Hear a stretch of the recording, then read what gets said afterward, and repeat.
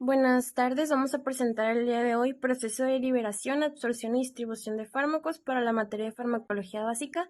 Mi equipo está conformado por Kareli Bustillos Mojica, Alexandra Bautista Hernández y yo, su servidora Samaneo Galvez Wendy Nayeli. La liberación. La liberación es la primera etapa del proceso que hace un fármaco en el organismo. Para comprenderlo, debemos saber cómo está formado un fármaco. Estará formado por dos partes, un principio activo y un excipiente. El principio activo es la sustancia que actúa sobre la zona infectada generando su función curativa. Por lo tanto, es el componente principal de los medicamentos. Sin embargo, en el recorrido a través del organismo presentará condiciones que pueden alterar el principio activo. Aquí es donde entra el excipiente. Su función principal es hacer que el principio activo llegue a la dosis y tiempo correcto a la zona de absorción. La liberación constará de tres fases. La desintegración, que es la primera. En esta fase inicia con la administración del fármaco y su paso por el tubo esofágico hasta llegar al estómago. El fármaco, al entrar en contacto con el agua, la saliva y la fuerza que el músculo esofágico ejerce para impulsar su contenido hacia el estómago, hará que el estómago comience a fragmentar este fármaco, pero sin que aún exista la liberación del principio activo. La siguiente fase es la disgregación. En esta fase, el fármaco ya se encuentra agrietado en el estómago, en donde entrará en contacto con la mucosa intestinal y el ácido clorhídrico, lo que genera un daño mayor al excipiente, provocando la salida parcial del principio activo, pero las moléculas aún son demasiado grandes para ser absorbidas. La tercera fase es la disolución. Una vez que el fármaco haya pasado tiempo en el estómago, este alcanza un punto en el que se diluye a tal grado de que las moléculas son lo suficientemente finas e independientes del excipiente, lo que hace que estén listas para ser absorbidas. Las paredes estomacales se encargan de mover la disolución al lugar donde se lleva a cabo la absorción. Todas estas fases suceden en un lapso de aproximadamente 30 minutos. La absorción es el paso del fármaco del sitio de administración hacia la sangre. Consiste en la entrada del principio activo al torrente sanguíneo. Este se lleva a cabo en el intestino delgado, después de que el fármaco ya haya pasado por el esófago, por el estómago y por lo tanto se haya liberado y se haya disuelto.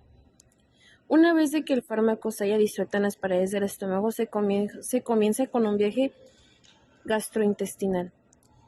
Este viaje consiste en el que el fármaco comienza desde su primera parada desde el duodeno, donde se lleva a cabo una mezcla de moléculas del principio activo con la bilis proveniente del hígado y con el jugo pancreático proveniente del páncreas, formando una solución que a medida que desciende por el intestino delgado se va quedando pegada hacia las paredes del intestino. Debido a las rugosidades del intestino delgado a nivel microscópico, las vellosidades del intestino delgado conectan con capilares que trasladan las sustancias absorbidas hacia las ramificaciones de la vena porta o directamente hacia la membrana plasmática. Dependiendo de las propiedades del fármaco, algunos se van a absorber entre estos capilares que van hacia la vena porta y otros directamente hacia la membrana. El proceso de distribución es por el cual el fármaco pasa de los vasos sanguíneos hasta las células de los tejidos corporales para ejercer su acción, así como también su retorno a los vasos sanguíneos. Esta va a empezar a partir de la unión de los fármacos a las proteínas plasmáticas. Esto va a depender del porcentaje de unión a proteínas plasmáticas del fármaco en específico. Por ejemplo, el ibuprofeno cuenta con un 90% de unión a proteínas, el cual vendría siendo el fármaco inactivo. Este es el que ya está unido a una proteína. Y el 10% restante es el que llega a cumplir su función, el cual sería el fármaco libre, o fármaco activo.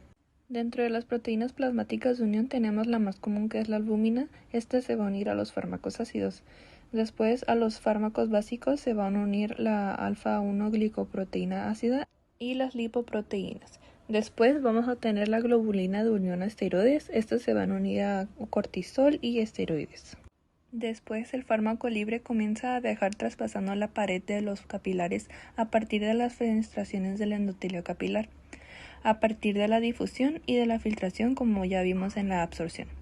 siendo que el fármaco va a pasar del torrente sanguíneo hasta los diferentes tejidos, como son el corazón, pulmones, hígado, cerebro, estómago e incluso los riñones.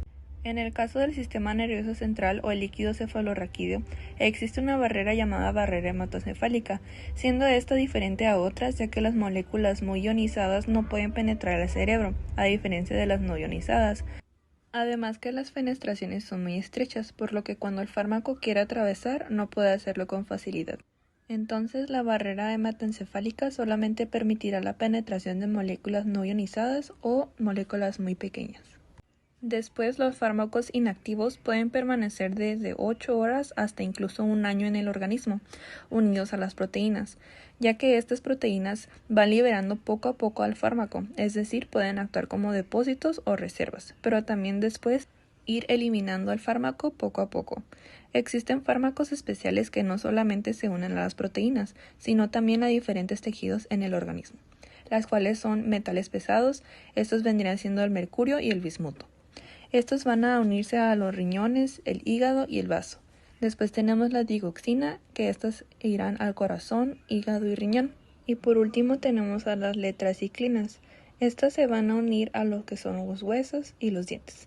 Todo esto va a pasar a través de un transporte activo. Y así concluye los procesos de liberación, absorción y distribución de un fármaco en el organismo. Esto sería todo por nuestra parte. Muchas gracias.